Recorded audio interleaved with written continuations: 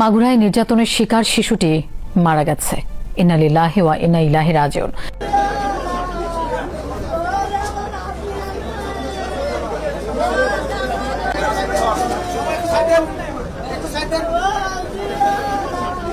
মাগুরায় ছোট্ট শিশু আচিয়া শেষ নিঃশ্বাস ত্যাগ করেছে, আমাদের মাঝ থেকে চিরতরে বিদায় নিয়েছে। নির্যাতনের শিকার ছোট্ট শিশুটিও বাদ যায়নি দর্শনের কালো আগ্রাসন থেকে। তাই তো অজরে কাঁদছে আচিয়ার মা। তবে সন্তানের এই মৃত্যুতে আচিয়ার মায়ের আর্তনাদ ভরা কথাগুলো আপনাকেও সত্যি শোকাহত করবে।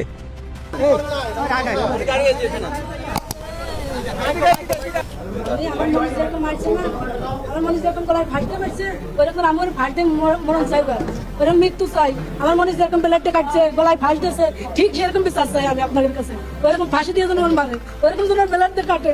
আমার জন্য আমার লোককে যে কষ্ট দিচ্ছে না, আমি নিজে ইচ্ছা দেখতে চাই এরকম ফাঁস দিয়ে বলা। এইটুকু আপনাদের কাছে বিচার চাইলো, যাতে আরো এরকম মৃত্যু দেয়। আছে এখন গ্রামের বাড়ি যাবি।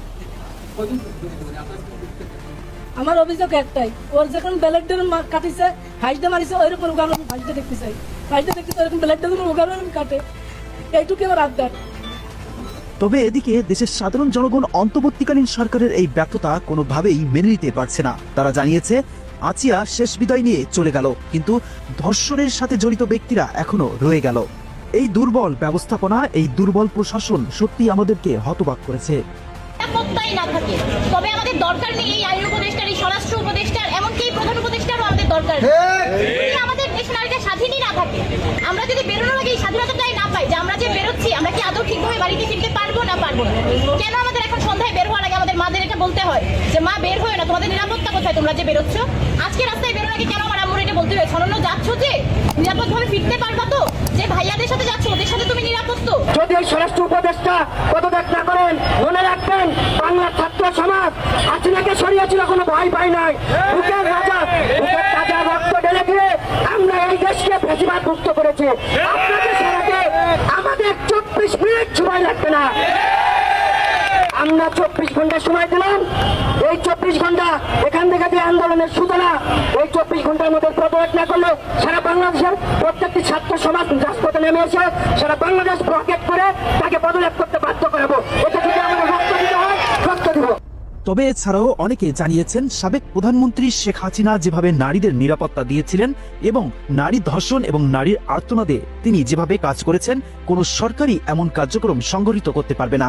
বিষয়টি এক টেলিফোন বার্তায় উক্ত প্রধানমন্ত্রী শেখ হাসিনা নিজেই জানিয়েছিলেন। আজকে আমরা এমন একটা সময় বাংলাদেশে বাস করছি যেটা সত্যি আমাদের জন্য খুব দুঃখজনক। মেয়েরা অনেকেই স্লোগান দিয়েছে আমাকে বিদায় দেওয়ার জন্য। আমার বিদায়ের পরে আজকে বাংলাদেশে কি অবস্থাটা আপনারা দেখেন। আজকে মেয়েদের সম্মান নাই। মাইকিং করে বলা হয় মেয়েরা বাজারে যেতে পারবে না, মেয়েরা কিভাবে কাপড় চোপড় পরবে সেটাও জন্য একটা নির্দেশনা দিয়ে দেওয়া হয়, এবং মেয়েদেরকে ঘর থেকে যেন বের হতে না পারি। আর অনবরত এখন তো ধর্ষণ জন্য একটা মহা উৎসবে পরিণত হয়েছে। যখন আওয়ামী লীগ ক্ষমতা ছিল, এরকম ইপটিজিং বা ধর্ষণ যেটা যখন হলো, তখন সঙ্গে সঙ্গে আমি আইন করে দিয়েছিলাম।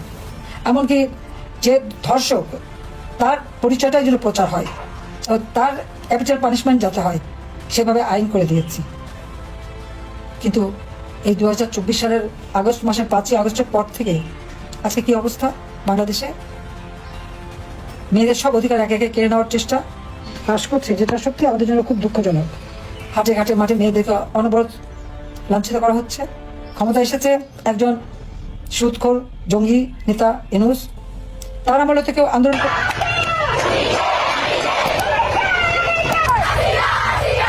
প্রিয় দর্শক, দলবল নির্বিশেষে অন্তর্বর্তীকালীন সরকারের কাছে সকলেরই একটি চাওয়া, আচিয়ার মায়ের আর্তনাদ ভরা শোকাহত কষ্টের এক ফোঁটা চোখের পানিও যেন বৃথা না যায়।